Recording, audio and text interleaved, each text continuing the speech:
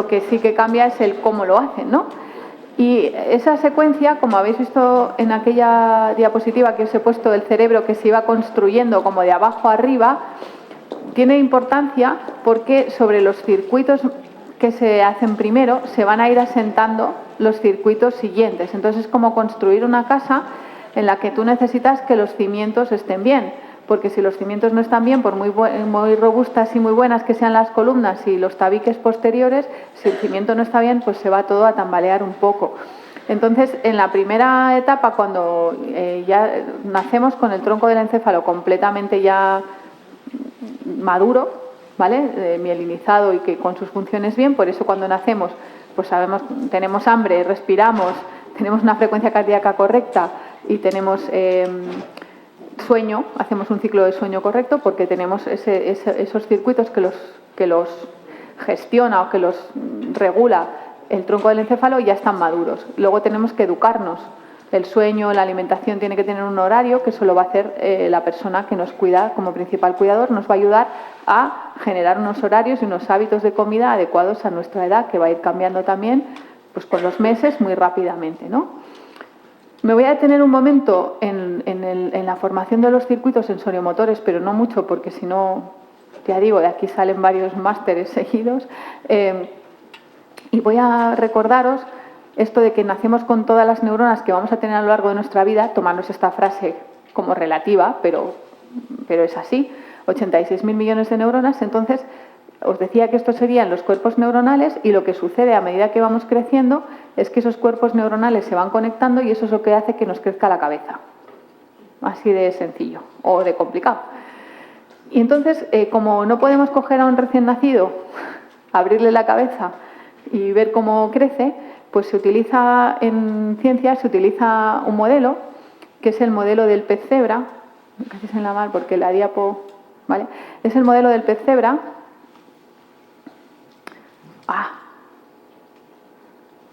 Perdón, es para que se vea desde el principio.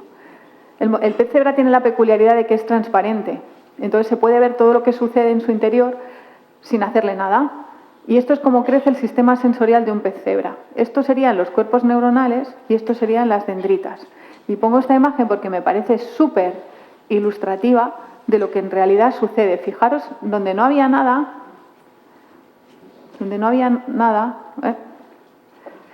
aparecen todas estas sinapsis. Y fijaros el volumen de este asunto, ¿vale? Esto es un pez cebra. Esto está acelerado, sucede en 16 horas, porque hemos dicho que en el niño hay 1000 nuevas sinapsis por segundo. Tanto si estas sinapsis están estimuladas con algo como si no. Las sinapsis se van a formar. Claro, si mientras está formando esto y estoy con mi móvil, pues el niño va a aprender otras cosas que no son las que yo le quiero mostrar. ¿Vale? Entonces, esto que hemos dicho... Ay, cachis, ahora se me ha repetido esto. Perdón. Bueno, entonces, eso se muestra porque la cabeza crece un promedio de 16 centímetros de perímetro craneal en nuestros 3 primeros años de vida, que es cuando se van a formar esas conexiones. Y estamos hablando de edades relativas y todo relativo, ¿vale? Entonces, es un volumen... Fijaros si es grande el crecimiento, que aquí tengo una escala y aquí la tengo que cambiar, porque si no la curva sería plana. Aquí tengo que hacer los espacios más pequeñitos, porque si no la curva se vería plana. En cambio, y esto supone un gran cambio de un recién nacido niño de 3 años, ¿qué es lo que sucede? Pues que adquieren lo que se llama autonomía motora.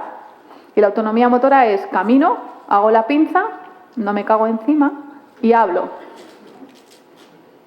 Ahora, ¿qué experiencia tiene un niño? Ninguna. Hemos dicho que habla en modo, para que nos entendamos, máquina expendedora, pocas cosas va a poder recordar y pocos conocimientos culturales, más allá de lo sensoriomotor, va a poder aprender. ¿Vale? Es por eso que en esta edad, cuando se están formando los circuitos sensoriomotores, las experiencias, la plasticidad y los aprendizajes deben ser mayoritariamente sensoriomotores. ¿Y qué le enseñáis a los niños de infantil? Pues las formas, las texturas, los colores, los tamaños, dentro y fuera, a correr, a coordinar, ¿no? Porque es exactamente lo que puede hacer. A lo mejor en algún caso pues le enseñáis álgebra, pero lo veo complicado, ¿no? Vale, eso es lo que se llama circuitos básicos, lo que os decía de la casa. Sobre esto se van a construir los demás. Entonces, el niño recién nacido va a pasar de esta postura, que es la que tenía dentro del útero, porque uno se adapta al entorno. En el entorno del útero no había sentidos, apenas oigo nada, no veo nada, el tacto y el gusto sí, porque el líquido amniótico tiene una temperatura, pero no hay grandes variaciones de temperatura. Y el gusto, pues bueno, voy a decir una cosa muy obvia, pero si estamos en una tierra de alcachofas y de espárragos, cuando uno come alcachofas y espárragos, a lo mejor no lo notáis mucho porque lo coméis cada día, pero yo que no como cada día, pues sé lo que he comido porque cuando voy al baño me doy cuenta. ¿Vale? Pues el líquido amniótico sucede exactamente igual. Es decir, el niño, los gustos, los sabores, los olores los toma. Y otra cosa muy importante de saber, los niños deben tragar líquido amniótico, porque es así como se forman sus pulmones y como su riñón empieza a funcionar.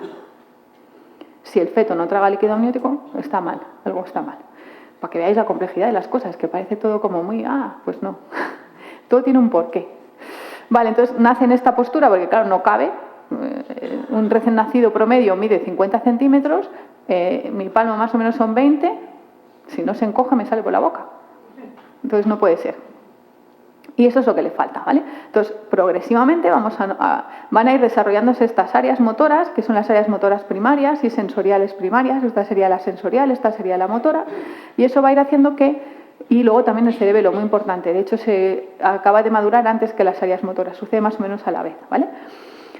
Y lo que va a hacer es que el niño va a ir cambiando su tono, de manera que en el cerebro esto está representado así. Las partes bajas son la cabeza, el brazo y la pierna, el brazo aquí y la pierna estaría como por en medio. Y como hemos dicho que se construye de abajo arriba, pues lo primero que se controla es la cabeza. Todo tiene un porqué. La neurología lo que tiene de bonito es que es lógica, hasta lo que sabemos. Cuando no sabemos se lo pasamos al psiquiatra. Somos así. Ah, que sí. Tal cual. Bueno, entonces lo que sucede es que el tono va siendo de cabeza a los pies, por eso lo último que se hace es controlar la pelvis, y hay niños que cognitivamente saben caminar, tú los pones en el suelo, los sostienes y ves que hacen una marcha correctísima, voluntaria, pero que la pelvis es un poco rollo Elvis-pelvis, ¿no? O sea, los que sois más jóvenes a lo mejor no sabéis que Elvis Presley se le llamaba así, pero... Entonces, no sostienen. Eso es un problema de tono. Y ahí, por ejemplo, puede ser un retraso madurativo sin más. La cognición está bien, el proceso de caminar está bien, pero el cuerpo no me sostiene. Entonces, eso no es un problema. Si solo hay eso y no hay nada que justifique ese tono, una enfermedad, pues no pasa nada, ¿vale? Y luego, lo que también sucede es que va del centro a la periferia. Las manos primero son como un bloque, cogen todo en bloque y luego van disociando los dedos hasta que pueden hacer la pinza.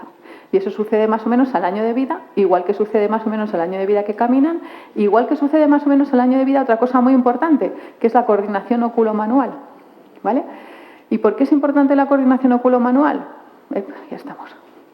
Porque la coordinación oculomanual me permite una cosa, bueno, eso es lo que pasaría, ¿no? Camina el niño, la mano, lo que os acabo de explicar. Voy un poco rápido para que me dé tiempo de lo que tiene más chicha. Pero es importante entender esto. La coordinación oculomanual, primero el niño se mete la mano en la boca y no sabe ni qué es su mano, es como un acto de reflejo, ni la mira. Después el niño se mira las manos y se cree que son un objeto externo a él, porque todavía no comprende que las mueve él o ella, ¿vale? Y por fin lo que sucede es que ni miran la mano, directamente miran al objeto que quieren agarrar, y eso es la coordinación oculomanual. ¿Y por qué es importante no solamente motrizmente, sino porque también nos permite otra cosa muy, muy, muy importante, que es la comunicación social? Hay una cosa muy importante en el desarrollo de los niños, que es la atención compartida. Suele aparecer entre los 9 y los 14 meses, bueno, esto me lo voy a soltar un poco así porque me interesa menos, y lo que pasa... La comunicación o la atención compartida es, yo miro a una persona y como tenemos el blanco de los ojos muy visible, ¿vale? Incluso en las filas de en medio yo sé si me estáis mirando, no, más para allá no, porque ya Superman no me ha pasado los genes, entonces no, más para allá no veo, ¿vale? Pero las filas así que estáis en donde la cámara, yo sé si me estáis mirando a mí o estáis mirando para otro lado, o sea, cuidadín con lo que hacéis porque os estoy vigilando, ¿eh? Y eso lo sabéis muy bien los profes, tú sabes si un niño está atento o no, porque el blanco de los ojos, sea cual sea tu color del iris, es tan contrastable que te permite saber dónde dirige la mirada a la otra persona, y es una forma muy importante de comunicación social.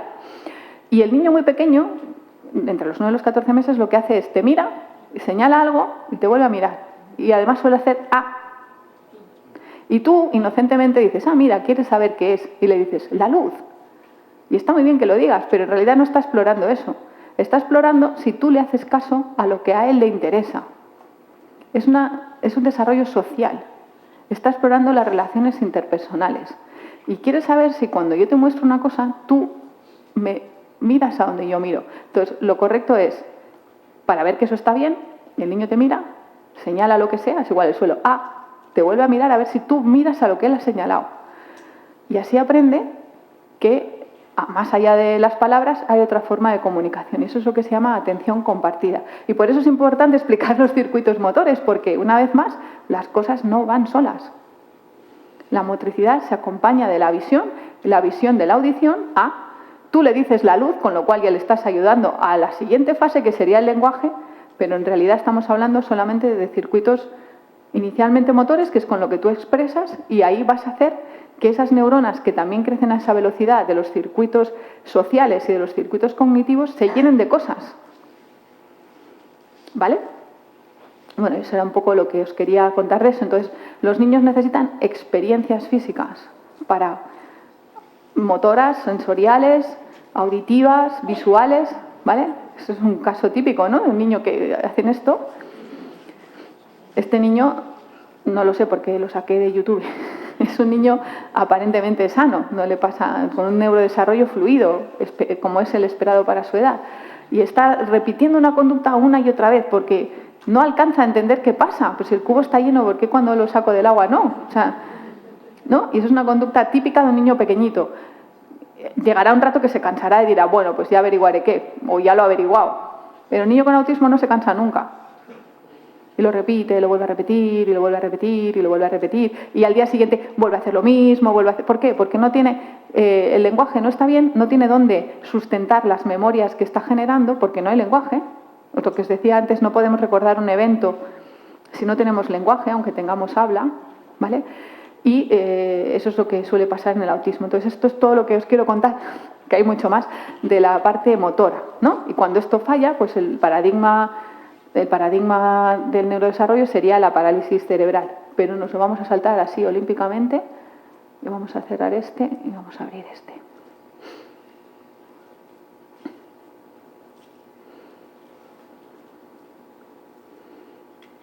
Vale, entonces, la siguiente cosa que os quería contar sería el desarrollo de la conducta del lenguaje, de la conducta cognitiva.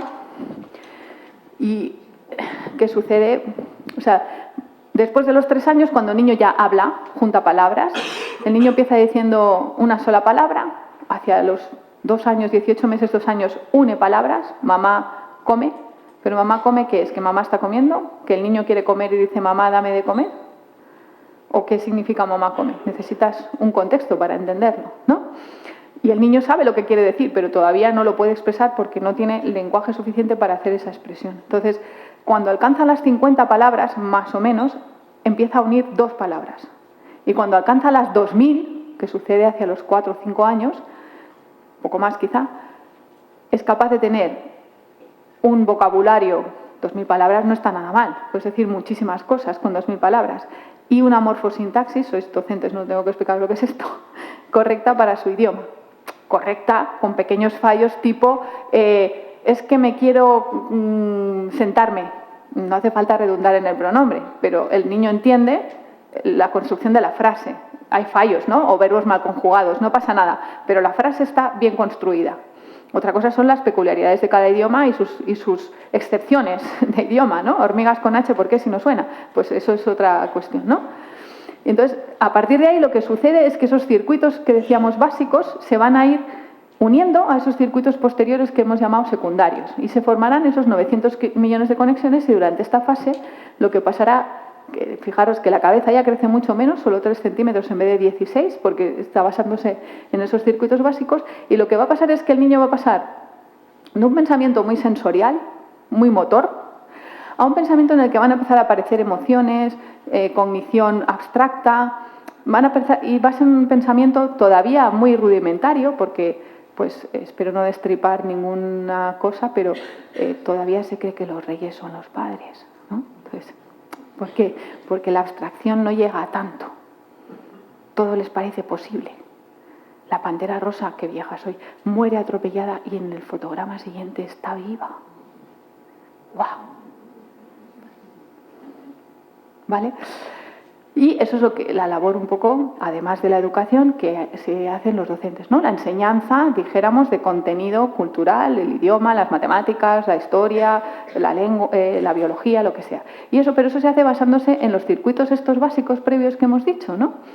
Y un poco, me parece que voy a ser redundante, esos circuitos básicos que nos permitían caminar nos van a permitir andar en bicicleta.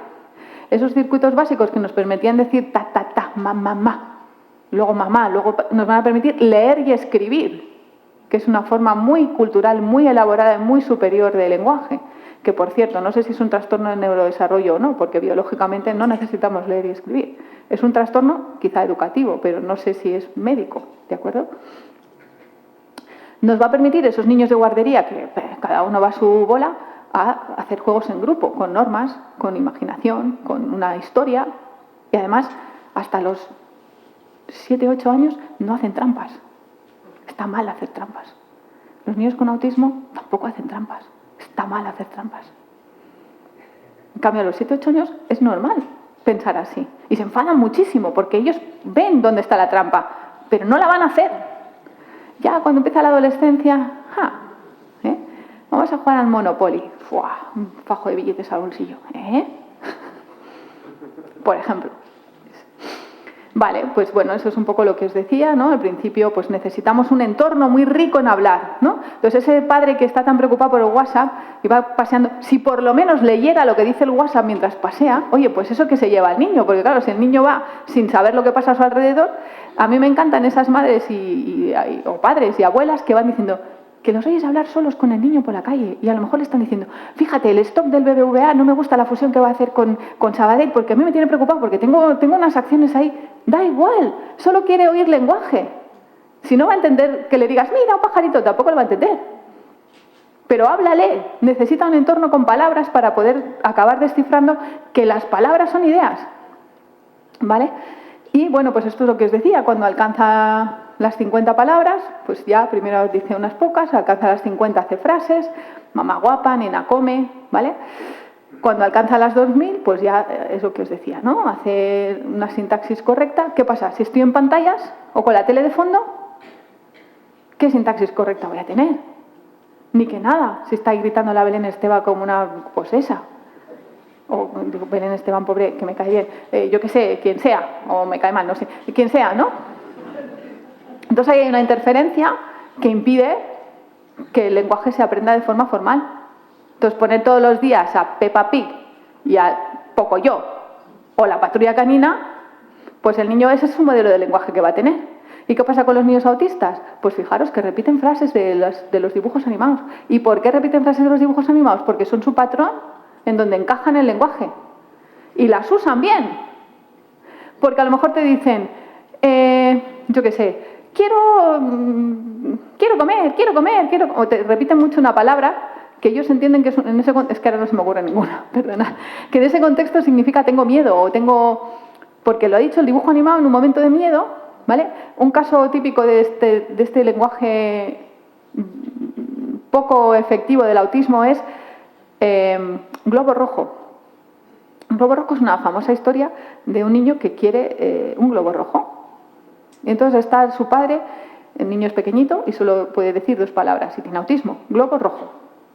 Y el padre, pues, y globo rojo, y llora, globo rojo, pues le da un globo rojo, no, globo rojo. Y al final viene la madre y dice, calla, que es que el otro día fuimos a la hamburguesería y con la hamburguesa te daban un globo rojo. Y yo le dije, mira, un globo rojo. Y el niño que entendió que el globo rojo era una hamburguesa. Y eso pasa mucho y lo utilizan como patrón de comunicación y utilizan frases de los dibujos animados. No se debe reprimir eso, se debe de... Pero claro, si no estás todo el rato viendo Peppa Pig con él, no sabes qué puñetas está diciendo. Porque globo rojo, porque vino la madre y sabía lo que era, pero si no, pues podemos estar así hasta el infinito, globo rojo. ¿Quién va a pensar que es una hamburguesa con queso, un doble Big Mac? Yo qué sé, ¿no? Bueno, pues eso es lo que pasa cuando no estamos atentos. Y luego esto que os decía, lenguaje y habla no es lo mismo, más propaganda, hay que ver, subliminal, ¿eh? Esto es habla.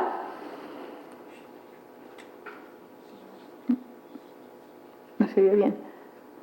Hablado en chino. O sea, el habla es me muevo y el lenguaje es no hemos entendido nada, ¿no? Luego a ti no te ha llegado nada, ¿no? Pues eso es exactamente... Bueno, no hemos entendido porque además no se oía, pero para que entendamos lo que quiero decir, el lenguaje sería... Un lenguaje es cualquier cosa que sustituye una idea. Por ejemplo, las señales de tráfico. Tú tienes una señal que pone una flecha así y un prohibido así.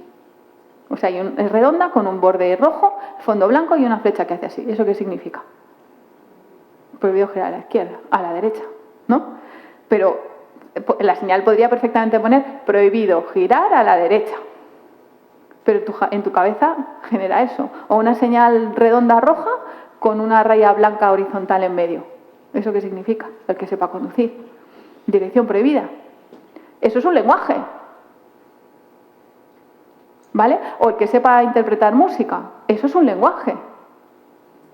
O el lenguaje del arte. Es un lenguaje. Que hasta el siglo XIX entendíamos todos y luego no sé qué pasó, que es como la ciencia, no entiende nadie nada. Pero bueno, eso es otra cosa, ¿vale? Entonces, el lenguaje es cualquier elemento, signo, que sustituye una idea. Y eso es muy complicado de hacer. No es solamente mover la boca y decir mamá, pan. Y en eso está implicado todo el cerebro, lo que os he dicho al principio de empezar a hablar. Todo el cerebro, todo eso son las áreas del lenguaje, la recepción, la expresión, las áreas de comunicación, ¿veis? Aquí los ganglios de la base, todo el cerebro está implicado en el lenguaje, ¿vale? Y de manera que estas conexiones que se generan, que son para cada uno son distintas, son las que hacen que cuando tenemos una idea en un lenguaje, pues aparece lo que os decía antes, ¿no? La palabra se mueve o se activa en ciertas áreas. Por ejemplo, esto es un experimento de la palabra top en inglés, ¿no? Que puede querer decir el número 1, lo más alto de un sitio, el primero de una lista o un top de vestir. Pues cuando la persona escuchaba en un audio la palabra top, se activaban distintas áreas del cerebro completamente distintas de la corteza, que veis aquí tienen que ver con la ropa, en otros sitios tienen que ver con el sitio donde está, pues yo qué sé, un top roof, ¿no? El tejado de arriba, la azotea, ¿no? Pues eso también, entonces se dieron cuenta por este experimento y otros que efectivamente cuando hablamos se activa toda la corteza. Entonces, ¿dónde está el área del lenguaje? Vale, es verdad que hay unas áreas específicas con neuronas especializadas en comprender y en hablar y en expresar lo que quiero decir y en formar frases. Es verdad, hay unas áreas especializadas, pero al final el lenguaje lo comunica todo. Por eso entendemos que si hay una interrupción, pues pueden surgir cosas como autismo o hiperactividad. Porque lo que está pasando es que las áreas más alejadas, esas que se forman por la unión de áreas secundarias, no funcionan. No sé si conocéis la historia de Helen Keller. ¿Os suena esta señora? Pues es una historia muy interesante para los docentes. Helen Keller y Anna Sullivan. Helen Keller era una mujer del siglo XX, de principios del siglo XX, ya lo veis por la moda que lleva, que nació sana, sin ningún problema, y a los 15 meses más o menos tuvo una infección muy grave, que por lo que explican parecía una meningoencefalitis, es decir, tuvo una infección del sistema nervioso central que le causó sordera y ceguera. Era sordociega. Por suerte, a pesar de ser de los estados rurales de Estados Unidos del siglo XX, pues sus padres tenían dinero y contrataron a una profesora que se llamaba Anna Sullivan, que era experta en lenguaje de signos en la palma de la mano. Si podéis leer su historia, que está en internet, lo podéis buscar, Helen Keller Papers, creo que se llama, los papeles de Helen Keller, creo que se llama algo así, pero si no la buscáis, está en PDF, y es maravilloso explicar cómo ella descubrió lo que era el lenguaje. O sea, ella, un día su profesora, ella hablaba, pero era máquina expendedora. Decía, quiero agua, le daban agua, estupendo. Quiero no sé qué, con los signos, y ya está. Pero un día su profesora le regaló una muñeca y ella quería otra cosa. Entonces se enfadó mucho y la rompió. Las muñecas del siglo XX eran de porcelana, se rompían y adiós muñeca. Entonces, claro, la profesora se disgustó mucho y le dijo, estoy disgustada. Pero la otra niña era como, me he enfadado, he tirado la muñeca y a mí qué me importa que tú estés disgustada, estoy enfadada. Y entonces, unos días después, pidió agua. Perdón, al revés. Estaba en una fuente, de estas de americanas, ¿no? Que es lo que hacen así, sale, bueno, igual aquí también hay, que haces así y sale agua. Yo que solo las he visto en las películas. Soy de ciudad, soy una cutre de ciudad. Entonces, tocó el agua y la profesora le cogió la mano y le dijo, agua. Entonces dijo, ostras, que agua no es eso que me dan para beber, que esto también es agua. Y hizo clic. Y pasó de hablar a tener lenguaje. Y a partir de ahí, claro, empezó a preguntar todo otra vez. ¿Y esto qué es? ¿Esto qué es? ¿Esto qué es? Y ya entendió. ¿Vale? Y ella dice que en el momento en el que comprendió eso, se dio cuenta de lo que era yo. Porque la palabra yo es imposible de explicar. La puedes traducir a cualquier idioma, pero para traducirla tienes que entenderla tú. Si yo te digo yo y tú no sabes lo que es yo y tú me vas a decir tú y yo. La película de Tarzán es mentira. Yo, Tarzán, tú, Jane, ¿de qué? Eso no puede ser, es imposible y no... ¿Vale? Entonces, cuando se dio cuenta de que la otra persona tenía un yo, pudo ver distintos puntos de vista. Y esto también pasa en el autismo. Cuesta mucho. Aunque entiendan al final lo que es yo, si no lo entienden íntimamente, el yo es intransmisible. Pensadlo un poco. Es dificilísimo decirle a alguien que aprenda qué es yo. Entonces, ¿qué hacen los niños con autismo? El nene, Mario, Carmen, Irate, yo qué sé, el nombre que tengan, ¿no? Irate, hambre, comer. Eso sí es Tarzán, pero no... ¿Vale?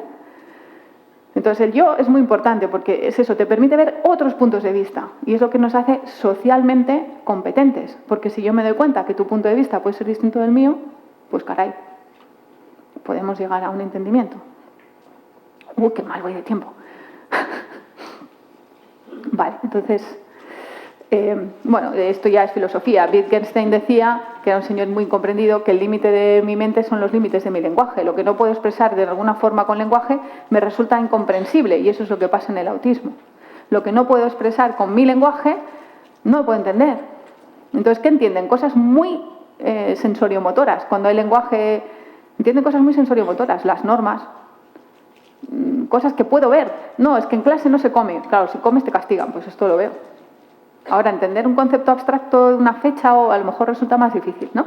Entonces, bueno, esto es lo que cuando hemos acabado, lo siguiente que pasa es, cuando hemos acabado con el lenguaje, puedo operar en el sentido de formar lógicas sensoriomotoras sobre lo que he aprendido, ¿no? Entonces, eso es lo que pasa en la siguiente fase de hago lo que puedo con lo que tengo, ¿vale? Y el objetivo de ese tipo de aprendizaje es operar, aprender aprendizajes lógicos, ¿vale? ¿Qué problemas o qué trastornos se van a producir durante este proceso? No se van a producir. ¿Qué conductas van a expresar que este contexto, que este proceso neurológico no está siendo fluido? ¿Qué conductas lo van a expresar? Pues vamos a poder ver autismo y vamos a poder ver TDAH. Vamos a ver un poquito esto, ¿vale?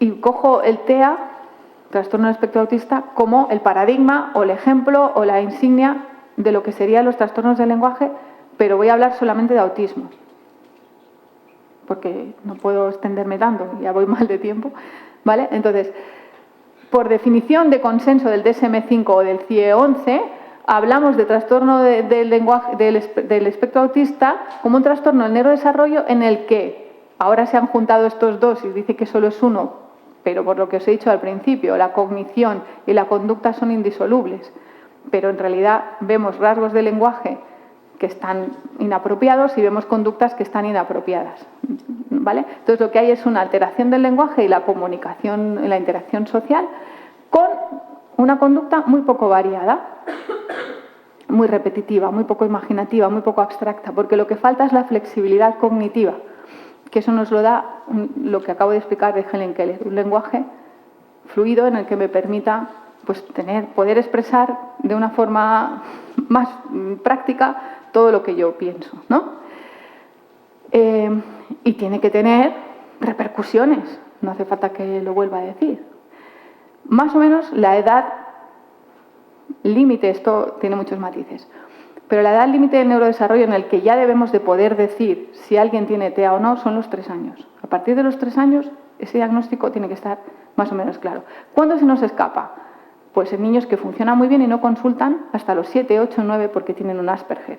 O en adultos que funcionan muy bien, especialmente mujeres, por el enmascaramiento, que a lo mejor hasta los 40 no tienen un diagnóstico de TEA. Que eso que ayer explicaba Javier, qué sufrimiento, pasarte toda la vida pensando que eres un bicho raro porque nadie te ha explicado lo que te pasa y te genera una ansiedad enorme. Pero esto quiero contarlo porque es muy significativo. Tengo una familia, bueno, no es mía, me consulta o es que a veces los médicos, ¿verdad? No tienes nada, tengo 3 ovejas en una cabaña, no tengo nada. Bueno, pues a veces los médicos tenemos este lenguaje absurdo. Una familia que atiendo, son 4 hijos, ¿vale? El mayor nunca lo vi porque era muy mayor, había mucha diferencia entre el mayor y el mediano. Nunca lo vi. El siguiente tenía 6 o 7 años y tampoco me lo traían porque tenía un trastorno leve del lenguaje. La niña siguiente hacía un mutismo electivo, esto te va a gustar, seguro que tienes alguno así. Y la pequeñita aparentemente no tenía nada. Vale. Entonces empiezo a ver, me vinieron con la niña de 2 años con un mutismo electivo. ¿Qué significa mutismo electivo? Significa que habla perfectamente en casa, tiene una construcción sintáctica, morfológica, conjuga los verbos que da gusto oírla. Vamos, una cosa estupenda con sus 2 años, un lenguaje brutal. Pero cuando sale a la calle y hay un extraño, se calla. No dice nada. Porque está como... ¿Vale? Total, que eso puede ser muchas cosas, pero desde luego bien no es. Normalmente eso sí lo mandamos al psiquiatra para que haga sus diagnósticos. Perdona, es broma.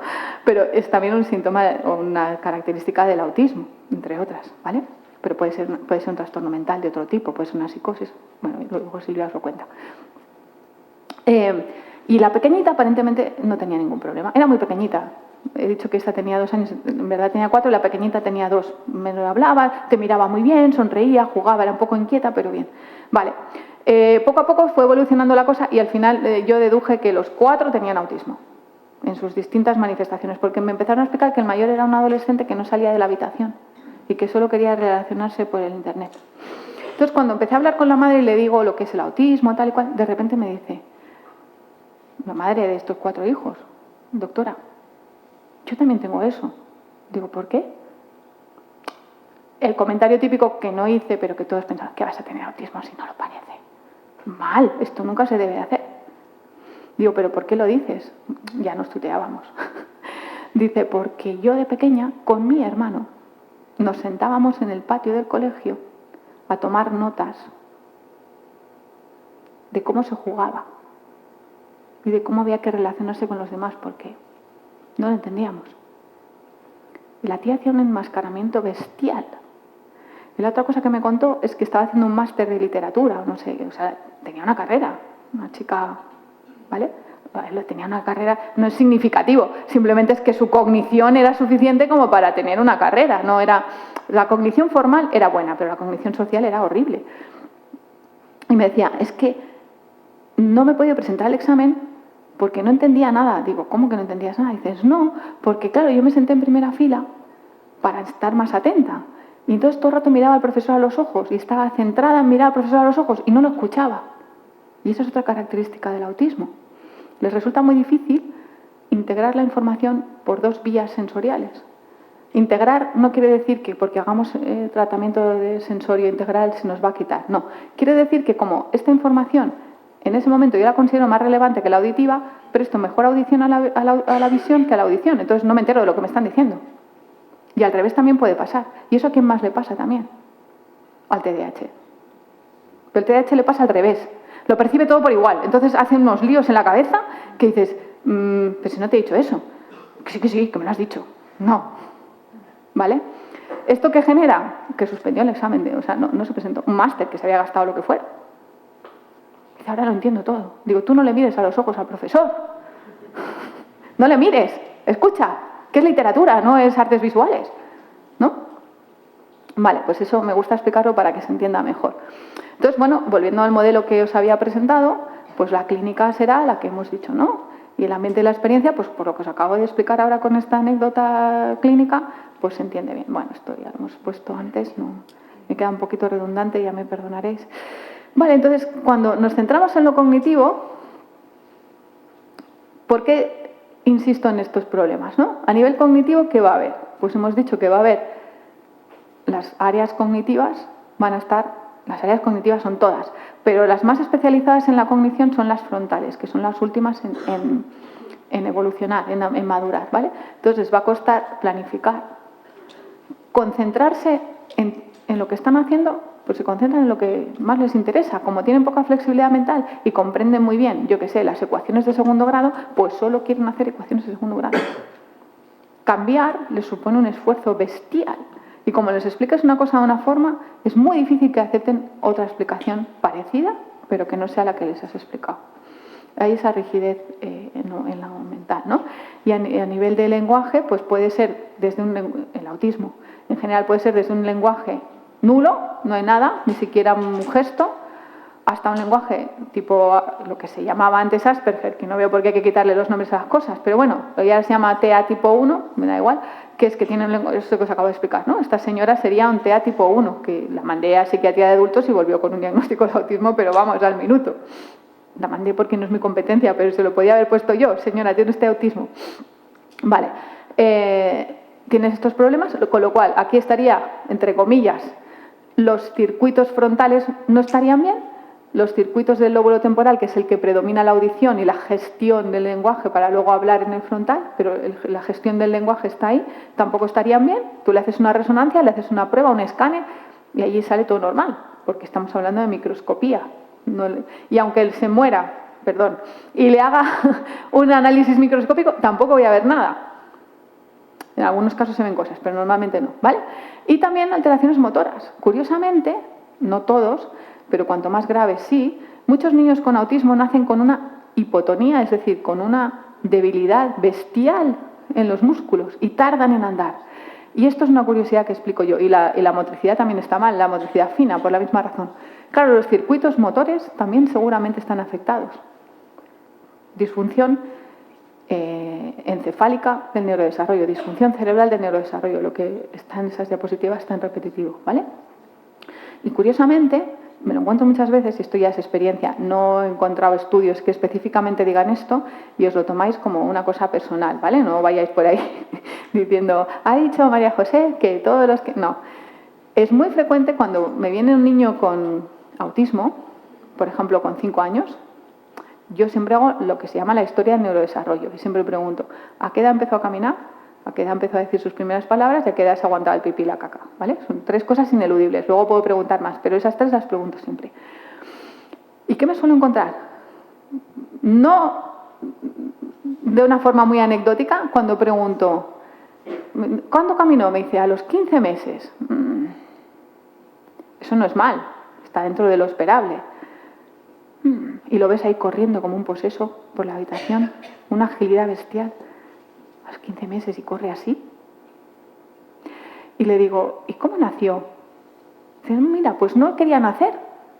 Pasaban las 40 semanas, pero largas, ¿eh? Y ya el médico me dijo, bueno, pues vamos a hacer una inducción del parto. Y vamos a inducir el parto. Y resulta que induce el parto y acaba en una cesárea. ¿Por qué? Fatal, muy fatal. ¿Por qué? Porque ya había una debilidad motora, que después era un retraso madurativo y después tiene una habilidad motora normal. ¿Y por qué no va a pasar igual con el lenguaje, con las otras cosas? No lo sé, pero es posible que pase igual, ¿vale? Bueno, entonces puede ser que haya una lesión, puede ser que no la haya, en fin, todas esas cosas. Bueno, ¿cuál es el tratamiento? Pues dependerá de la tratamiento, entre comillas, dependerá de la intensidad de los síntomas, de la repercusión que estos síntomas tengan en lo social y del momento del neurodesarrollo en el que estemos. Y por no alargarme, si queréis luego en preguntas hacemos más cosas, la medicación no sirve para nada, salvo en casos muy concretos, es decir, la inmensa mayoría no necesitan medicación, todos necesitan psicología, la inmensa mayoría necesitan logopedia y el neuropediatra solo sirve un rato para ver que no le pase nada más. Ya está. ¿Lo he explicado bien? ¿A que sí? Vale. Lo digo para poder hablar de otras cosas, ¿no? Porque os quiero hablar también del TDAH y si no, voy fatal, perdonadme, me enrollo, no me dejéis. O sí, no sé. Sí, pero yo quiero cumplir el horario porque la gente viene aquí a escuchar más cosas, no solo a mí. Entonces, esto ha sido un problema de mi mente que está un poco cansada, no controla bien el tiempo. Bueno, entonces hablando un poco de la conducta social, hemos dicho que pasamos de esa fase sensoriomotora a una fase ya más equilibrada en cuanto al pensamiento operativo, ya puedo razonar, incluye emociones, ¿no? Los niños de primaria en general, quieren agradar a sus papás. La característica del niño de primaria es: quiero ser bueno, quiero portarme bien, quiero tener amiguitos. Entonces son nobles. Y entonces llega la adolescencia. Y dicen, voy a aprovechar de un poco, a ver, del profe, que es un poco tonto. Porque ¿qué le pasa al niño de adolescente? Que su cerebro da un vuelco y entonces tiene la misma capacidad cognitiva de un adulto, con las emociones de un niño pequeño y con la experiencia sin experiencia. ¿Vale? Entonces, no puedes no razonar con un niño adolescente. Tienes que razonar. Entonces, si cuando es niño es razonado y ahora solo dices porque lo digo yo, hemos invertido la carga de la prueba, o como se llame eso. Hay que hacerlo al revés. Cuando es pequeño es porque lo digo yo y cuando es mayor lo razonas. Porque no tiene lenguaje para entender.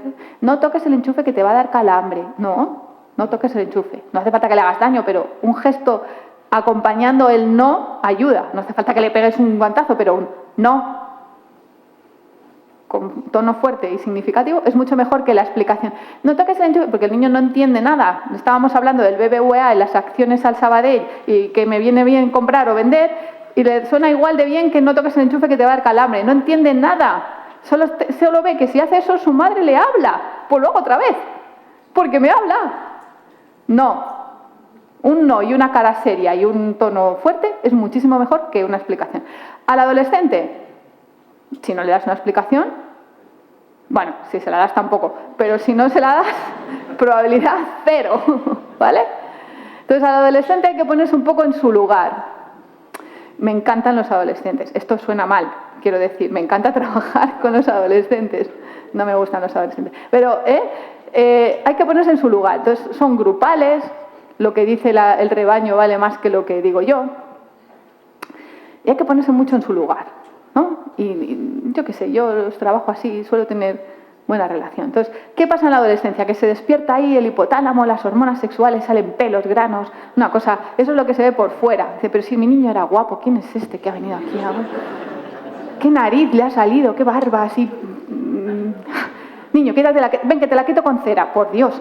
Bueno, compran una maquinilla a la criatura, que no pasa nada. Total. ¿Qué pasa? Que esos circuitos tan chulos que habíamos hecho, que son chulísimos, ¿no? Que habíamos dicho, ¡oh, qué conexiones más buenas! Tal.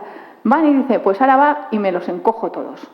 La sustancia gris, que es donde están los circuitos, las neuronas esas conectándose. Ahora va y destruyo las que no uso. ¿Yo qué voy a ser? Me gusta la mecánica, voy a ser mecánico de coches. Pues la filosofía, ya no sé nada de filosofía que estudié o historia. La historia a mí que me importa que no sean los reyes católicos, se olvidó, ya está, fuera, ¿vale? Y entonces se encoge los circuitos estos. ¿Y qué pasa? Que como uso mucho, pues los de la mecánica de coches, por decir algo, o los de pinturas de bellas artes, pues entonces se me engrandecen los de las bellas artes. ¿Y qué pasa con eso? Pues que la sustancia blanca, que es la que comunica esta sustancia gris de la corteza con esta sustancia gris de lo que se llaman los núcleos de la base, con esta sustancia gris del hipotálamo, y aquí bajamos a la médula y sigue contactando, se pone súper gorda.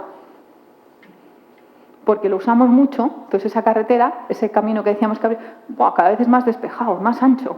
Y entonces haces una velocidad en los problemas de tu profesión, lo solucionas al principio, protocolo, yo hablo por mí ahora, protocolo, tiene fiebre, le pongo una bolsa para la orina.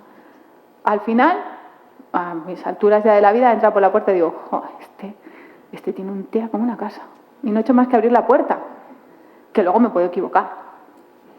Pero eso, es que sabe mucho la doctora. No, hombre, no, porque es muy vieja ya. O sea, sabe más por vieja que por diablo que por vieja, de las dos cosas, ¿vale?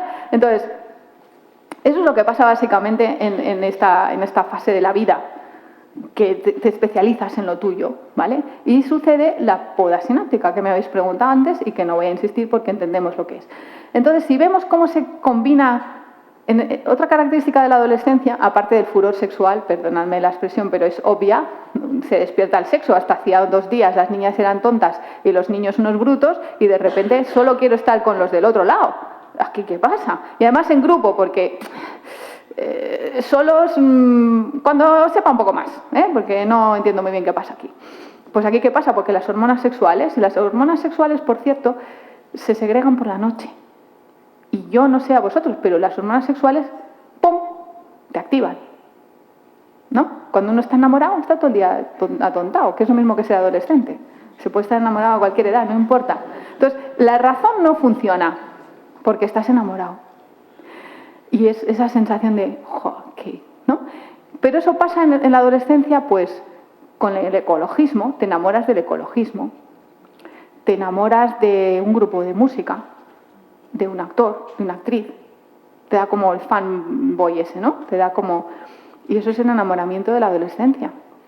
Las causas perdidas, los imposibles, que son solo...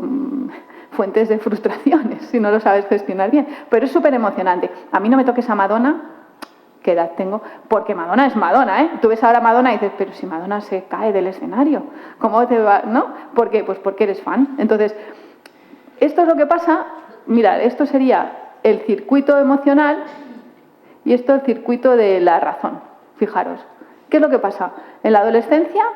esto está potente, ¿no? Este está bastante bien, pero no... Pero fijaros aquí, esto es un adulto ya. O sea, la razón no manda. Manda Taylor Swift. Y eso es porque lo que pasa es que hasta que no crezcan esas áreas más frontales, el análisis se va a la porra. Bueno, y un poco... Entonces el aprendizaje ya es analítico, ya le puedes decir. Y esto pasa, esa edad así horrorosa es de los 13 a los 15 más o menos. A los 16, 17 ya es otra cosa. Ya reconocen su inexperiencia, se puede hablar con ellos, baja un poco la cosa. Y si no sucede así, pues es un retraso madurativo, no pasa nada. También puede haber un retraso madurativo aquí. O puede haber un TDAH. ¿Vale? Que también va a estar antes, ¿eh? El TDAH se diagnostica mucho antes, pero en esta edad especial, ¿no? Y todos sabéis aquí lo que es el TDAH, no me voy a extender mucho, pero sucede lo mismo. Me preguntabais un poco, o sea, el TDAH es una dificultad en prestar atención a una sola cosa a la vez. No, es un tema más de inhibición del impulso que no de falta de atención. Lo que le sucede a la persona con TDAH es que las luces de ese altavoz, el niño que está aquí saltando, yo y el que tienen al lado tienen la misma importancia para él, porque sensorialmente lo percibe todo a la vez. Entonces, organizar eso, y lo mismo le pasa con la información académica, con el tiempo que tiene que tardar en hacer una cosa, porque de repente una cosa le sale bien y ¡fua!, se pone a hacer eso, hasta que se cansa y se empieza a equivocar. Oye, que estabas haciendo sumas, ¿por qué haces una resta? Es que tenía un 10 en matemáticas y ahora va, y en la última operación me he equivocado. Todos nos equivocamos con el cansancio, ¿no? Porque si tú estás haciendo eso lo sabéis como docentes. La primera pregunta se responde mucho mejor que la última. Espero que pongáis la fácil la última, no por nada, sino para que... Pero también espero que les enseñéis a gestionar. Tú léetelas todas y la más fácil hazla primero. No sé, esto son cositas. Pues al TDAH igual. Hay que ayudarle. Como decía ayer Javier, necesita una secretaria externa. Un segundo cerebro, un copiloto aquí que le diga, mira, perdona, esto es lo más importante. Empieza por aquí. Y eso sí que entiendo, porque yo no lo sé hacer, que en lo académico es una labor docente. ¿Qué hacéis cuando...? Es que tener TDAH es muy fácil ponerse en el lugar de un TDAH. Todos hemos tenido, y más como van las cosas de rápido últimamente, todos tenemos momentos de agobio, de 7.000 tareas inacabadas, incluso sin empezar. Yo ahora mismo estoy pensando en lo que tengo que hacer el sábado que viene y sudo. O sea, no lo he empezado a hacer y tengo otra charla, esta no ha empezado. ¿Vale? Entonces, fatal. ¿Y qué haces cuando te pasa eso? Te haces un horario, o te lo haces mentalmente, no importa. Te organizas y dices, vamos a ver, ¿qué es prioritario? La famosa matriz de Eisenhower esa, ¿no? Que os sonará. Y pongo aquí lo importante, aquí lo no importante, aquí lo urgente y aquí lo no urgente. Entonces, ¿qué es muy importante y muy urgente? Pues lo hago lo primero. ¿Qué es muy importante y no es urgente? Pues lo segundo. ¿Qué no es urgente ni es importante? Pues no lo hago. ¿Y qué es urgente pero no es importante? Pues que lo haga otro. Mamá, es que mañana tengo que llevar una cartulina beige con purpurina naranja al cole. 6:30. De verdad. Bueno, esto ya lo he puesto como para que se pueda solucionar. ¿Qué hace una persona racional? Y dice, mira niño, el próximo día, o niña, te lo vas a apuntar en la agendita, me la vas a traer el día antes. Y ahora me voy a comprar la purpurina, pero cuando vuelva vas a cenar sardinas. O sea, no. ¿Vale? Bueno, entonces si volvemos a esto, pues pasa lo mismo, la conducta, ¿no? Y esto es un poquito lo que... Espera, que vamos a ver si os digo algo más, porque ya se me ha echado el tiempo encima y no me gusta pasarme porque los demás tienen también sus cosas que comentar. Entonces vamos a ver mis gafas. Ay, gracias. La edad. Bueno, entonces un poco lo que sí quería comentaros es esta diapo, ¿no? O mejor esta. Y es que el TDAH no desaparece cuando... Ningún trastorno de neurodesarrollo desaparece cuando uno se hace adulto, pero el TDAH menos.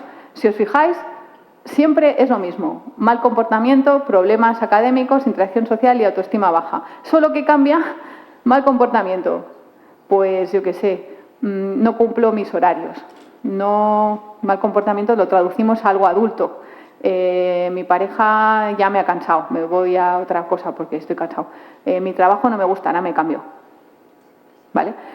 Problemas académicos, mi trabajo no me gusta, ahora me cambio. Ya estoy harto de mi jefe, es un pesado y no me entiende, me cambio. Pero si estás muy bien y ganas mucho dinero, da igual, me cambio.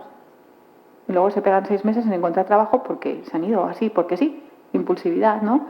Interacción social mal. Es que mi pareja no me entiende. Se cree que me gusta aquella, pero no me gusta. Yo le estoy haciendo caso a ella, pero claro, que ella se mueve, le miro la pierna y se cree que... por decir algo.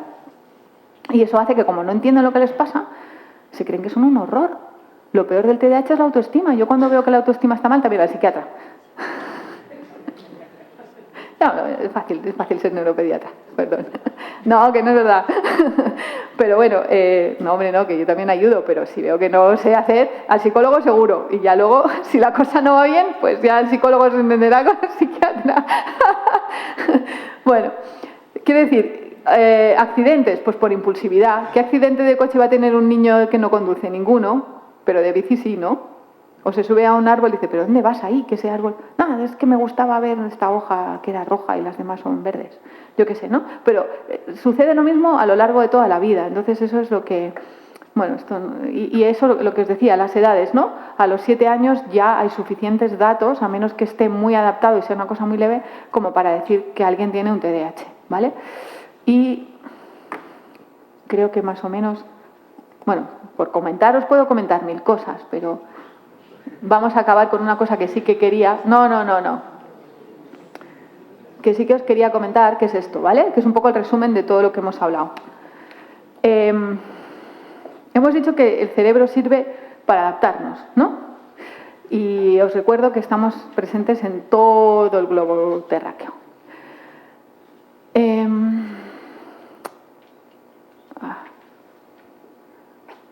Ahí está.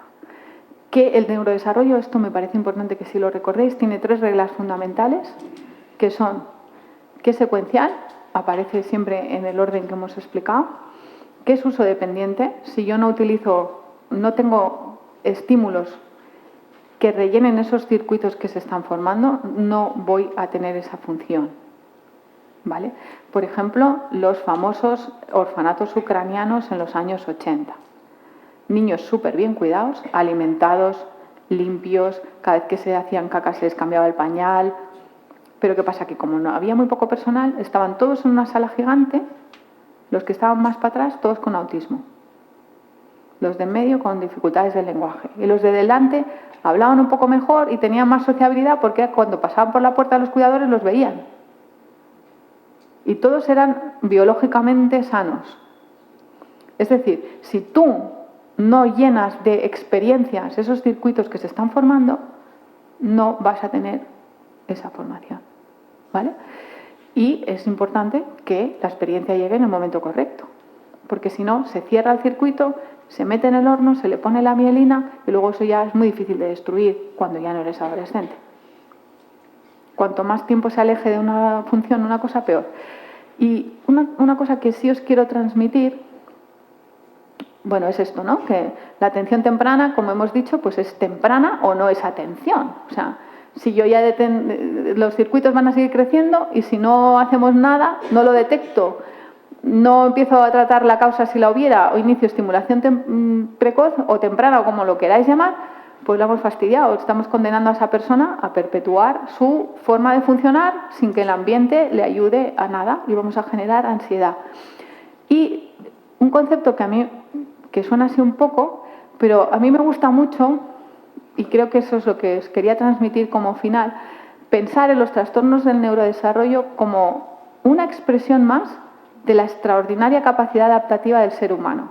Hay que poner, a ver, niños muy graves, pues hay que ayudarlos muy graves, porque los pobres pues no pueden hacer nada más.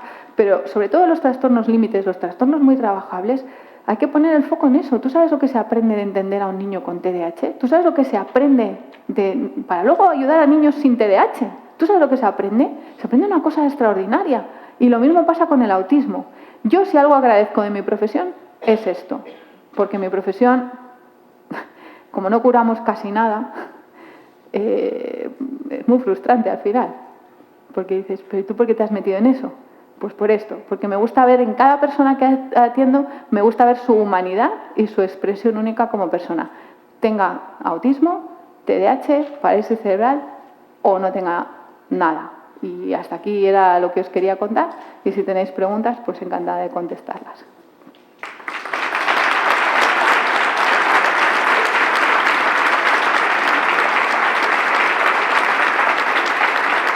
Gracias. Habrá preguntas, ¿no? Voy un poco mal de tiempo, me he pasado 5 minutos. Vale. Sois buena gente, menos mal. Así vuelvo otro año.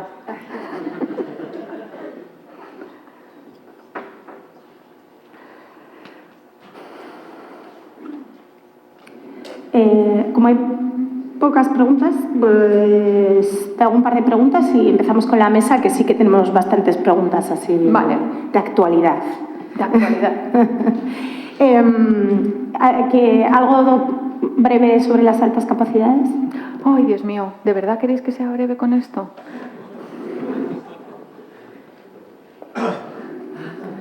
Si no, bueno, voy a pasear incluso porque esto requiere calma. Que si no, para la siguiente conferencia también, ¿eh? No me hagas hablar de altas capacidades que la liamos. Me refiero en conferencia.